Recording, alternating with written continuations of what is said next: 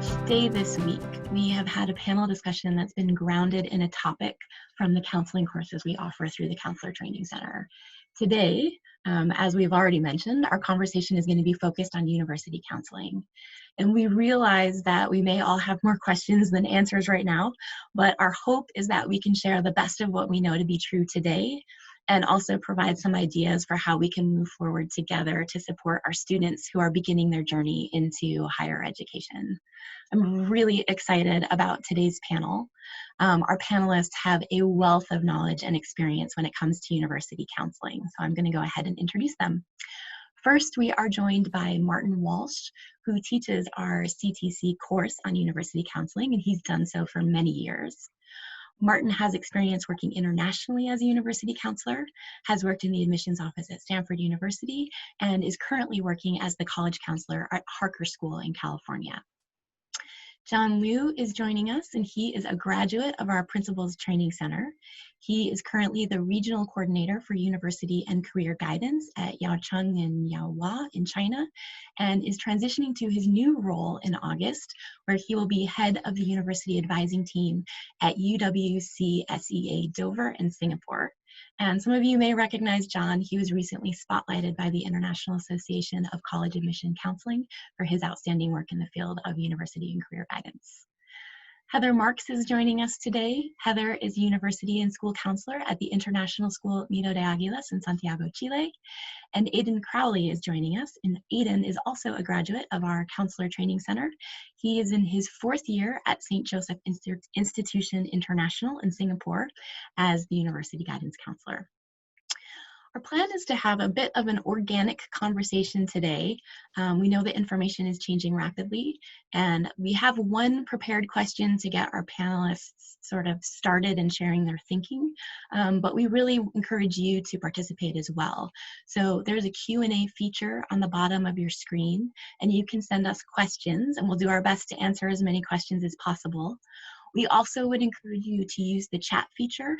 So as you're listening to the panelists have their conversation, if you have had a similar experience or have additional information to share, please type what you know, information, resources in the chat. So our hope is that by the time we finish our conversation today, we'll have a whole set of ideas and information that we're leaving with to help us do what's best for our students as we begin next school year. The question that I asked each of our panelists to think about leading up to today is, what are 3 things university counselors should be doing differently this year? And Martin, I was hoping you could get us started off with some of your thoughts on that. Yeah, first of all, hello to everyone. And I'm speaking to you from San Francisco, where the sun is slowly rising. So I feel like I'm getting very golden here and very spiritual feel to my online presence. Real quick, when I think about the 3 things, or the three ways the job is changing for me, and at my school I do have international and domestic students. The first thing is I really do a deeper dive into financial aid policies, what's going on the FinAid side. I feel that right now I'm dealing with families that are facing uncertainty. I'm dealing with more and more financial aid questions than I ever have, and therefore, on a related note, I'm also really exploring and getting to know the junior college option. California is filled with some great junior colleges, and those should also be something that perhaps international students look at. A great way to kind of less expensively make your way into the UC system or to a top university. So that's definitely one thing I'm doing. I'm also spending a lot more time putting my law degree to work and following politics. For those of you that are in the United States, I feel like about every 24 to 48 hours, some sort of bombshell is kind of chucked onto the profession. And I'm very quickly sort of trying to figure out, okay, what exactly does that mean? And quite frankly, will this policy have legs, or is this something that's being floated out there to sort of take our eye off the fact that we're on day, whatever, 100 and something of this pandemic. So I'm following politics a lot more closely, and really thinking in terms of, will that policy stick, and how might it impact admissions, both with the coming cycle and the following year. And then finally, I feel that, Aiden there. It's like I'll be reaching out to him. I'm trying to become an expert on different systems. There's no doubt that the international students that I'm working with no longer sit there and say, it has to be the United States. I'm getting lots of questions now about attending school, university in Canada. I'm getting lots of questions about Australia. I feel that part of my summer has been spent preparing for some workshops I'll be doing on some different systems as students and parents start to think outside the box with their college list and their application process. So those are probably the three areas that I'm focusing on this summer. Great. Aiden, what are some three things that you are focusing on perhaps differently? Kind of piggybacking on what Martin was saying, I would say in my school and probably my last 2 or 3 schools, we support applications to maybe 12 or 13 countries every year. The US is certainly one of those, but I think our students, so the first thing I would say in terms of working with students and their parents is broadening the depth and the breadth of the college search. The US might be one of those countries, the UK is the other traditional kind of powerhouse, but we also think in terms of 2 degrees. So in a way that, we're lucky to be in a school where there's a kind of 100% college going culture. So we know that studies aren't going to finish at the high school level, and in the same way that it's highly unlikely now that they're going to finish at the bachelor level. So we try and get students and families to think about a first degree and the investment in that. If there's one kind of pot of investment, how can we best use it perhaps over a course of 8 years? It's like an 8-year discussion. So we're looking at broadening that search and options in different countries. And when we look at costs, Asia and the EU are particularly cost effective. The other thing we ask our students and families to think about is if you study overseas, would you like to start your professional life overseas? And in looking at that, then you got to look at countries which facilitate that as an absolute as opposed to a possibility. So like OPT now is up in the air in the United States. Obviously the H-1B is taking a slash. But in Canada, for example, you get an automatic 3 years post-graduation to stay and work, and that leads to PR. Singapore, in fact, if you take the tuition bond offered by the government, you are required to work for a Singapore registered firm for 3 years. In Hong Kong, your 4 years of college counts towards the permanent residency requirement of 7. Australia, you can get 1.5 to 4 years after you finish studies, depending on your track. What's called a skills shortage list. And in the EU, it's anything from 1 to 1.5 years. But it's quite easy to process an employment visa with an employer because you've come from a European university. So we're asking families to really currently, because of the lull and the uncertainty, to be really realistic and sympathetic about the child's choices. There's certainly an element of, I'll go to the UK or the US or bust, but only if it's very, very big. But we're asking them to leave their child, lead that process. And really now, for the first, certainly I'd say those last 4 years, we have in-depth discussions on return on investment. So if my family and I are going to spend $300,000 US on an undergraduate education, what am I getting back for that? If I go to a country and I pay this money and then I'm asked to leave at the end of it, these are real questions coming up from families now, which is why they're starting to think about this longer term 8-year plan. I'm going, okay, I might get my bachelor degree from here, but then I might then go to that kind of swanky big university and then for my graduate school where it's half the time and half the cost. So that's kind of where we're at the moment. And we're hopeful that with the current kind of incoming grade 12s that, COVID and university response to COVID, by the time they enroll in fall 21, that things will be in place. So we're not actually thinking about COVID too much in the current, like in the new cycle coming in. It's really been as I'm sure it has for everyone, been with the current students who are hoping to enroll in fall. But for next year, we're cautiously optimistic that those things will be under control.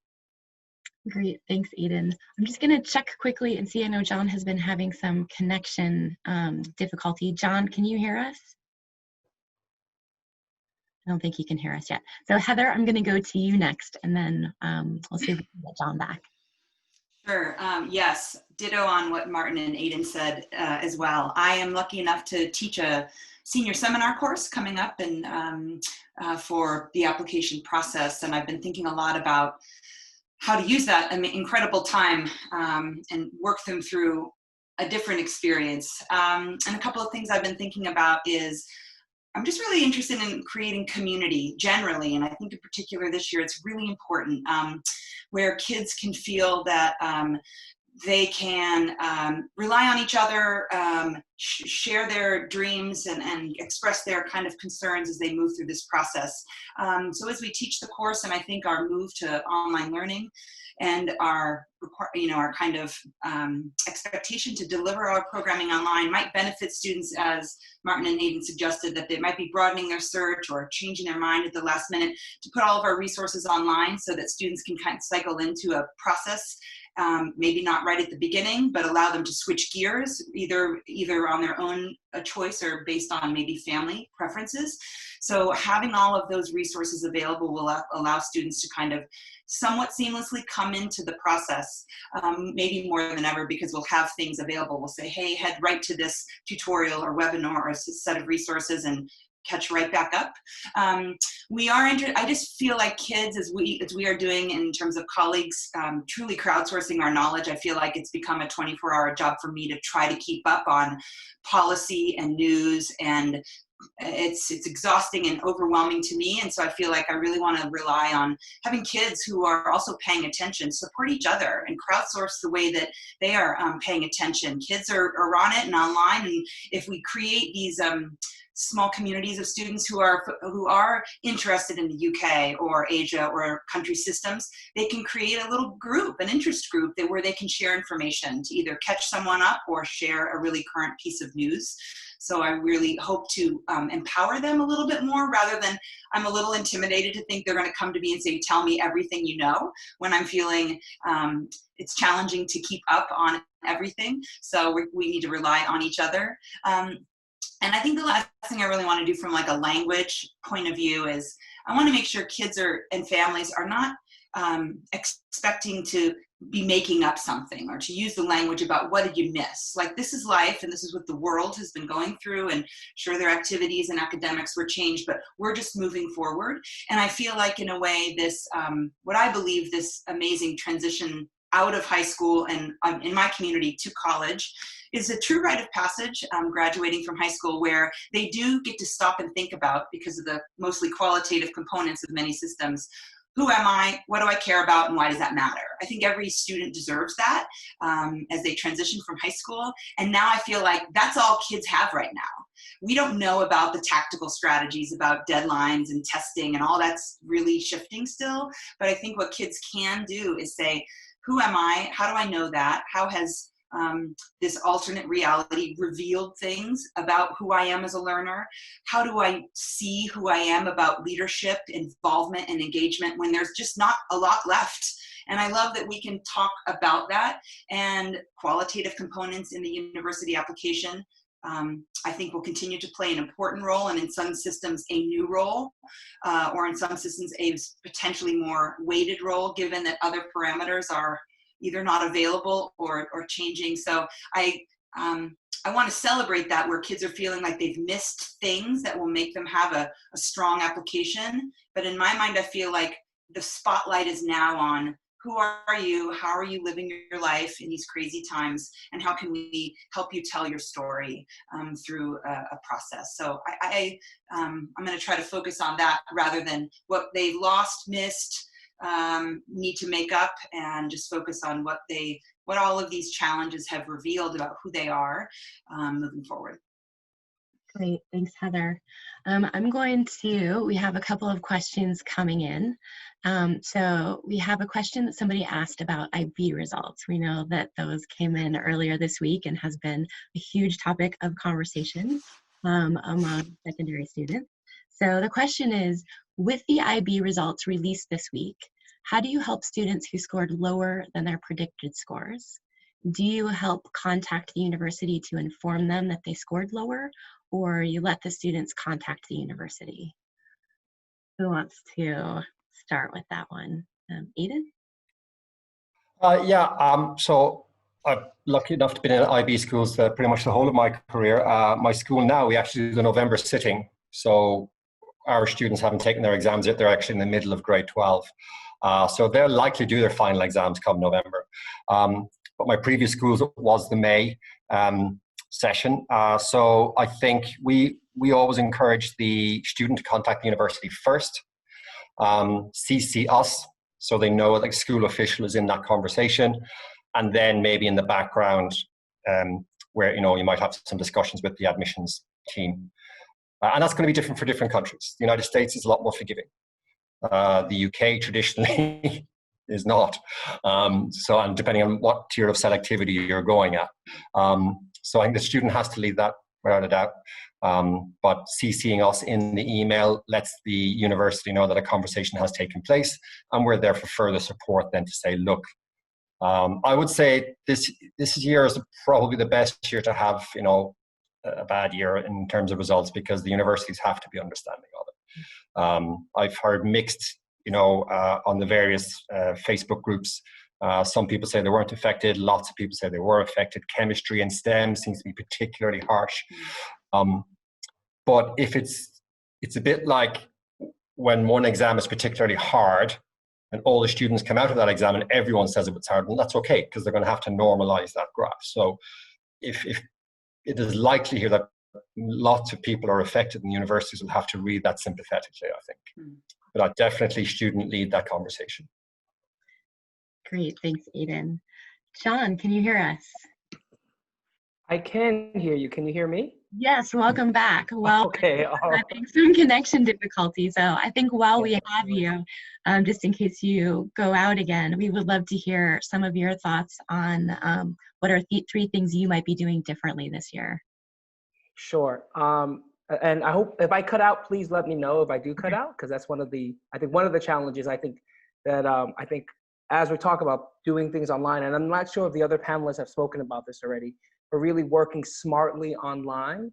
So one of the things that I'm considering is how can I, as a counselor, be flexible with my work day so that now I can learn smartly about how can I engage students maybe at their times, maybe later on outside of the school time. So that's one of the things. And also definitely as a lot of, information, especially for us as international schools, or schools are not able to visit, how to smartly manage all the visits and really help our students figure out to manage all of the webinars that are coming, how to make those connections. And I think, universities are looking for that, especially if you're in your region. They need an understanding of how best to reach students in that region and what makes sense. And I'll be moving to a new community, new counseling community, new country.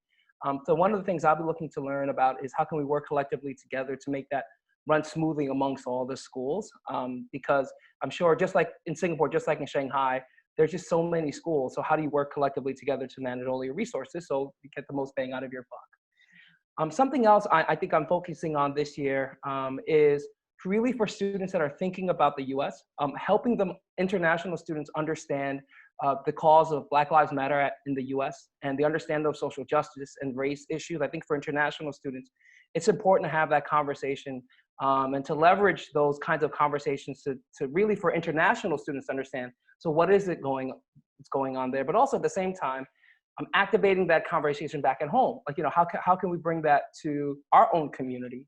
That though it's not just an American issue, but an issue of kind of just issues of calling for justice. So that's one of the things that I'll be looking at, because I think our students and our parents are looking at those situations. And for a lot of our international parents and international students, it's very difficult for them to understand. So helping our communities understand what does the law mean, what is the context, and for the parents and the students not to make a judgment that it's a safety issue or whatever issue it may be. So that's some things I'll be looking at this year.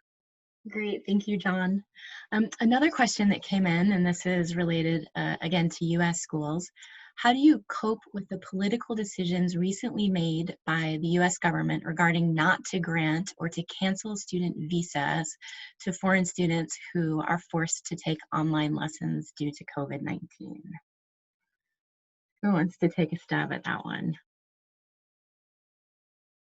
I'll just throw out something very briefly on this. And this just came down, 48 hours ago here in the United States. There's already been a lawsuit filed by, Harvard, MIT, and that's just the tip of the iceberg. So the pronouncement is part of kind of what's going on politically in the United States. And again, how this will actually be enforced or where this will go down. I'm not convinced yet that this might be more for show than for reality, that the lawsuit might kind of freeze it for this year. And if Trump does not win re-election, the issue will go away. So I think, to touch on what John mentioned, there's an element of what's going on here that is, what is smoke and what is fire? What is meant to have sort of a, media impact and create a buzz and a storm of discussion that's meant to probably take the country away from the reality of an administration that has not done a very good job handling COVID. So when it first went down, I think there was a bit of a shock, but already in the last 48 hours, I've seen pushback by universities. And I think that's just the start. I'm expecting more pushback in the following days and weeks on this. So it might be something that's more for show than is enforceable for now. And I'll turn it over to the group. Great. Eden? Yeah, I mean, I think it's very much a family decision whether to act on that or not. I had one student, for example, who was waiting for a university to release their plans. She was hoping to be able to defer for a year and basically start in spring. And her family said, if you're forced to go in the fall, you're not going because of, all of the various situations and that. So things have worked out well for her. Her university said she can wait until the spring, sorry. So I don't think anyone likes the decision. I agree with Martin. It could well be just, political bandstanding. But I think it's going to be unique to each family and how they deal with that. And it's a bit like us staying out of the decision of which college to accept. They have to make that choice.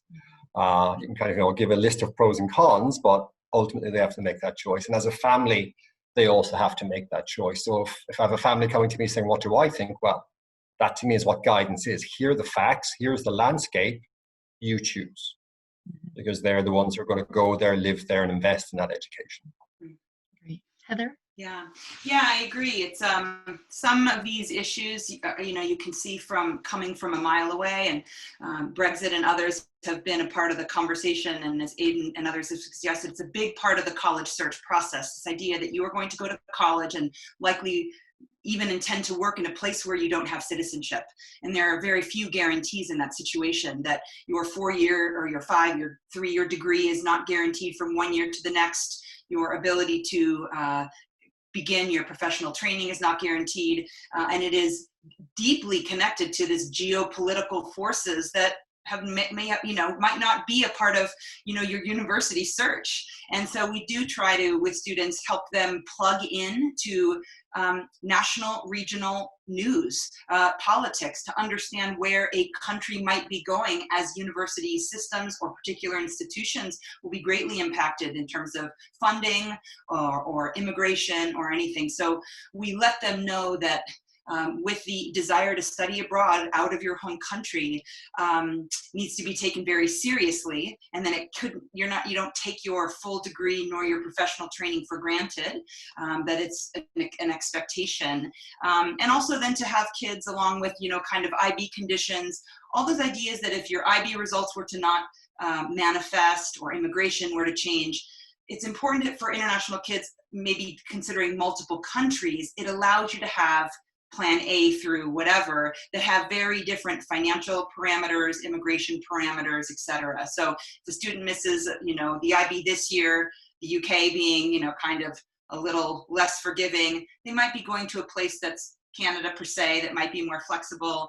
And the idea immigration falls into that same conversation. So this seems particularly harsh, the US action, but we try to make it a conversation so kids realize what it means to live, work, study in a place where they don't have citizenship. Great, thanks, Heather. John?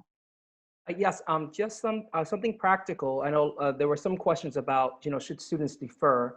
I think it's actually really important for students to contact the university, especially in the US, to make sure that the deferment is guaranteed. So some universities, even if they defer, you may not be guaranteed, right? So they may say, okay, you have this deferment, but next year you may, depending on the admission situation, things may change. So I think that's an important question to remind the students and the families to ask. And to echo some of what the other panelists have shared, really broadening the search, realizing that it is really international education, including for your, for your university level. So I know this has been shared before, but especially here in Asia, South Korea, Japan, Singapore, and even mainland China has a lot of programs that are really welcoming and also affordable for international students. And then as a counselor, I think it's important for us to really broaden our scope of knowledge, to know what are all of the other choices, because at the end of the day, right, we're trying to give our students and our families different tools and different resources to help them make that decision. Great, thanks, John. So speaking of the UK, somebody asked a question. Do you predict that the fees for the UK will change for EU students post-Brexit? Do you foresee them having to pay full international fees? Does anybody have any ideas about that? Eden? In a word, yes, it's already happening. So I think from January 2021, EU nationals will be considered international non-EU for fees purposes. So that's then going to play into whether domestic European students think the cost of international fees is worth it. So, because up to now, of course, they've been able to get domestic fee status and whatever loans and stuff like that, but they will be considered international non-EU students international students, irrespective of where they're from January. Great, thanks. I actually have a question. Heather and I were talking about this the other day, and because we're going into this unique school year, and you work so closely with students and families around university, I was curious if you have any strategies that you might be able to share with counselors out there for working with your high school leadership team and perhaps your head of school to help make sure that they are informed of everything that's going on and everybody's on the same page. I see John nodding his head. Do you want to start us off? Okay, sure. I think it's really important. I mean, this is one of the things that we all know, but to have an active communication, line of communication with any of your school leadership. So let's just take, for example, what just happened with the IB scores, right? So, I mean, being clear with your leadership, what are their roles and what are your roles? So as a head of school, what is their role to communicate to parents about these results? As a counselor, what is your role to help students with that? For the IB coordinators, what is their role? So even taking that as an example, realizing that as we move forward, there's going to be all of these kind of, Martin shared, these unknowns that are known unknowns, right? That are going to be coming down, but at least within your school leadership team, understanding who the responsibilities to do what, because that will make sure actually your communication lines are clear. So you don't barrage your community with over communication, or there's a dearth of communication and then they're just like, what's going on? Great, thanks. Does anybody have anything they'd like to add to that? Aiden? Yeah, just within our school structure, it's very much, we each have like an admin, what we call the SLT, the senior leadership team. So we have a point person who looks after my office. So we kind of communicate to him, and then he takes it to the senior leadership team. They meet multiple times a week. And it's really, we're given carte blanche. We're a very independent office. We're trusted to do what we do. We just keep them in the loop, just so they know what's happening and to be aware of that. And then we kind of take the lead on communicating, not so much on IB results per se, but any kind of university issues, we would communicate that to the community. Great, thank you. Martin?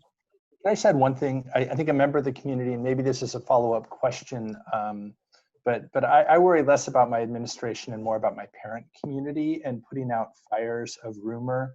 And I think that actually is something where I've worked with administration a lot more to make sure that the counseling office is included in parent coffees, or the counseling office is included in maybe discussion points or meetings that involve the parents, because the goal, at least on my end, is to stifle rumor as quickly as possible. And everyone works in a different school community. I just know that where I'm working right now, it can be shocking how things can really take off and what things mean. So I feel like my administration does a pretty good job, on their own, of sort of staying up on things, with our sort of monthly meetings. But I think that making sure the parents have a clear feel for what's going on and disregarding or attacking those rumors early on is really important on our end. I think that's been an issue in the past. So that's a part of that village that we really are trying keep up to date with more now than ever. Great, thanks. Heather, were you going to add something as well? Great tips, suggestions, structures from my colleagues as well. We do also, as Aidan suggested, we have meetings where we have access to the head of department level instructionally. So we have a connection to teachers. We do have a regular connection with our administrators, which feels important to, facilitate communication. But the partnership and collaboration across our division continues to increase, and it's really important, especially with IB and other factors that I want to be inspired by John to figure out exactly who's going to do what when, because sometimes we can get caught off guard or over communicate double. So I feel like we can always do better about communications, whether it's our central office. So we can do better on that, but it's what I think I enjoy most about our office. We're independent, as Aidan suggested his office is, but we're super collaborative. So we have to remember to continue to inform and welcome and connect with our colleagues across the institution, which can be hard at a school like mine with almost 1,900 students. Thanks, Heather. I had a question for each of you. After looking at the poll results earlier, we saw that about half of the people who are joining us today are either new to the world of college counseling in their first year or their first 5 years. And each of you have such a wealth of information. Do you have any tips or suggestions for people about how they can try and stay on top of all this information as it's changing so quickly? Where you go to look for resources and get information? Martin, let's have you start. I think that I don't know if I have a specific source for information other than other counselors and other people. I think that developing that network, whether it be kind of that international network, or more the national network, but I've learned the most about this profession just by talking to other people. And in fact, as Aidan was speaking a moment ago, I literally was scribbling down basically everything you said about the visa pieces and things like that. So I wish I could tell you, hey, here's this book I read, and that just after I read that book, I had it all figured out. I just feel like it's just develop your network and then just constantly bother them with questions about, just how do you do or how do you handle questions? More than any, I started off my career as a classroom teacher, which was fine, but I've actually found classroom teaching to be fairly isolating. You're kind of out there on this island. College counseling is awfully fun because everyone's so collaborative. It's like, hey, what are your tools for, helping kids with their essays, to, what financial aid tips have you got, to, like I said, I just scribbled down everything and just said about visas and jobs. It's just like that's just the network I use more than anything else. It's just really tightening that up, and you're going to find that it's an incredibly supportive environment to work in. I think it's just the best. And that would be my tip more than anything else, more than any particular book. I'd second that. I was a PE teacher before I became a college counselor, and we had this killer girls soccer team that couldn't be beaten. And people would say, "Oh, what kind of drills do you do with them?" We would tell each other nothing. But now in college counseling, it's I started some of my training 8 years ago with Martin, and you learn so much from that. I would say the Facebook groups I sent to you, we should try and share those with the community. So International ACAC, if you are in the international sphere, is a must. It's that and the actual website. It has tons of untapped information, actually, the resources in there. And one of the best resources in there is the member list. So you can go, oh, I want to speak to someone at the University of X. And you can just go in there and look for them, and you can find a contact, as well as all these other bits of information. The other groups I shared are for Japanese universities, Dutch universities, German universities. There's UCAS advisors. So as a counselor, I would join those first. You just have to prove that you're in a school and that you actually have a position as a counselor, and you'll be approved. And no question is a silly question, because everyone appreciates people are at different stages of their career. So you might be asking like a UCAS basic question, but someone always answers. People are very good at sharing. And then where possible, obviously travel is up in the air now, but going to things like national or international conferences is really, really helpful to build your network. fly-ins, if you can get on those whenever they start again. I've learned so much about individual universities and the notion of fit by being on campuses, and like ideas in my head of, oh, this would be perfect for this kid, but not so good for that kid. To address what John mentioned earlier, we have a very strong council network in Singapore. There's like in excess of 50, 60 people. We meet 3-4 times a year and essentially collaborate, asking these kinds of questions. How are you handling this? Who is doing that? And we're actually, so each year we host what's called a Lion City University tour, where previously we would host those universities physically on campus.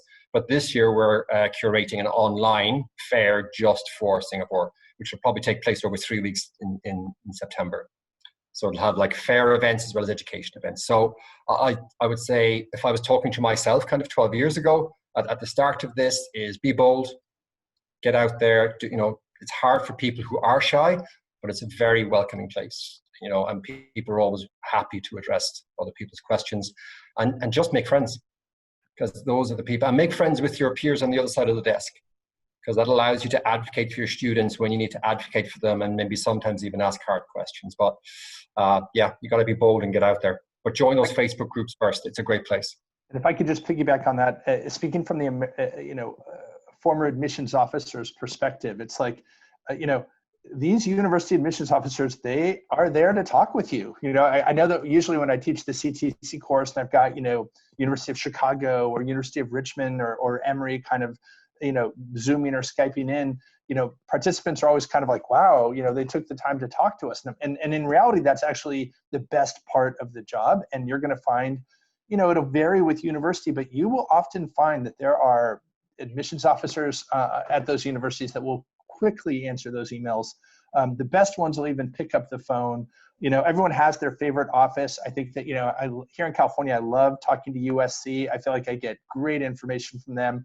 They get back to me within hours of my call or email. There's just, some great offices out there, and they are just a wealth of information.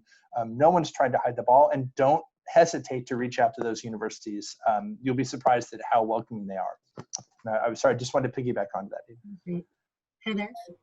100% agree on. I like working with kids, but I really like working with you people and my university colleagues more. It's a great group. But I do think, as isolated as we might all feel, I don't think there's a better time to train up or learn about things, because everybody is making everything available. I enjoy university travel to visit, and there is something to the physical experience, but now my capacity, universities are putting everything online, making incredible new programming. Everybody who's providing training, they're just making it available. And my access to training up and learning about new schools has increased ridiculously. I'm in Chile, I'm in the middle of nowhere. It's very challenging for me to get anywhere and learn about things. It's super challenging for schools to come visit NITO, small handful. Never before have my students been able to learn more about schools, because they have created incredible virtual experiences. Universities are all available because they don't have to travel to me, and which takes them weeks. Everybody's online. So, minus the physical experience, the ability for students to learn about universities this cycle, I just feel is incredible. 9th and 10th and 11th graders can, like as John suggested, need to smartly manage the overwhelming number of opportunities. But boy, our opportunities, professionals and kids and families' opportunities to learn about universities, that was a bit more like, well, you might need to do a campus visit for that, or we've got a little online virtual tour. All of that has just been elevated just massively. So in a way, it's a great time to be connected, find amazing resources, and learn from where you are. Don, do you have? Great. Yeah, just if I were able to talk to myself about 10 years ago, I thought originally when I started, I needed to be the expert. And so when students came to come ask for questions, I felt like I needed to find the answers for them. If I were able to tell myself, the advice now is go on that learning journey with them. Actually, it makes you a learner with them.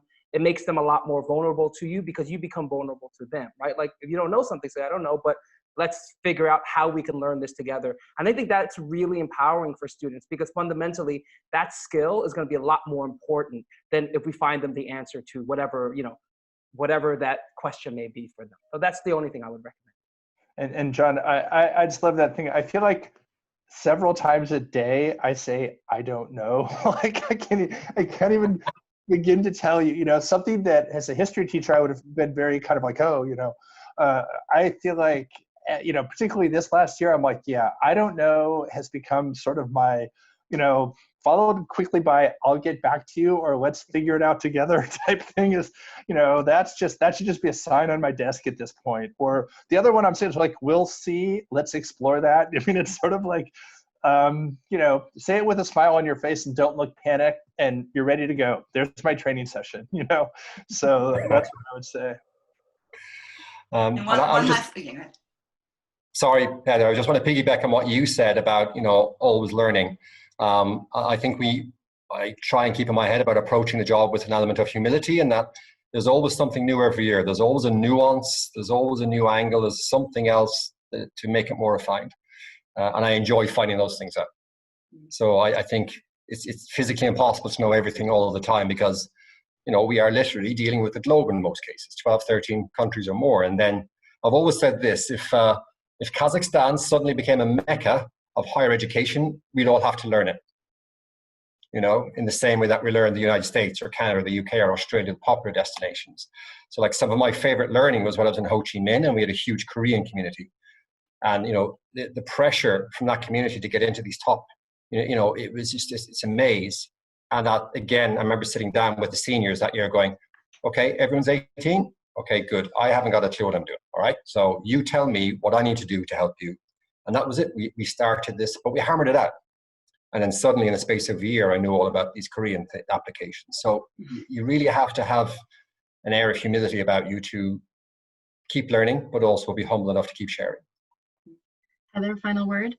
Yeah, I love that. In a process that seems somewhat transactional, which will go through changes this year. There also, I think, I feel sometimes the pressure to not only know things, know everything all of the time, but to be able to see the future, predict the future, and give them odds and give them some level of confidence about what's going to happen.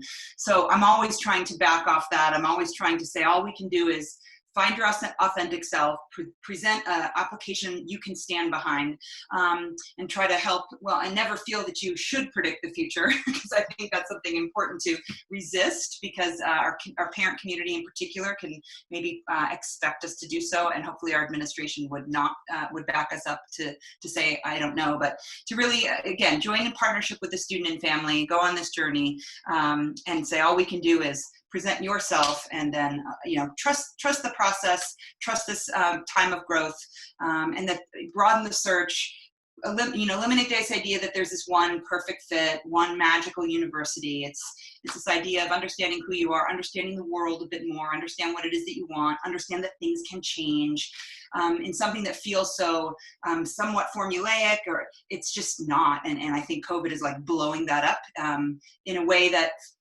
is a relief to me, because these are allowing me to speak more honestly about the process than I have been able to in the past, because there are so many things we don't know. The data are going to not be predictive for us over these next few cycles. So it gives us a little bit of relief from those expectations.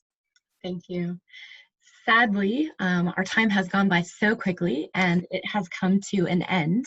I think we have some very wise words of advice. Smile. It's okay to say, I don't know, and we're going to go on this journey together. So I wanted to thank everyone for joining us today and to say a huge thank you to our panelists. We recognize that staying informed about all of the changes that's happening in university systems worldwide is a full-time job, and we really appreciate each of you taking the time to discuss and help us think through the implications of all these changes for our students and their families. It's been a real honor to be able to have you share your experiences with us. Tomorrow, we will not be live. We will be posting a video on our YouTube channel and our Facebook page, which are both called the Principals Training Center, with the highlights from the week. And we'll also share a complete list of the week's resources. For those of you who joined us today, I will be sending you an email with those resources that Eden mentioned, and I will add in the other resources that everyone talked about as we were doing that last share. For those of you who can't access YouTube or Facebook from your country, we'll also be posting all of those resources on the PTC website on our virtual community page. And there's a recording of today and every session that we have had over the past 3 weeks on our YouTube channel. We are just so grateful that we've been able to provide 3 weeks of community events. Our first week was from our Teachers Training Center. Our second week was from our Teacher Leader Institutes, and this week from our Counselors Training Center. We hope that all of these events have been useful and have provided you with some new ideas and tools to begin the next school year. We hope you have a relaxing and rejuvenating vacation. Go forth and learn, and we hope to see you at another one of our events soon. Thanks, everybody.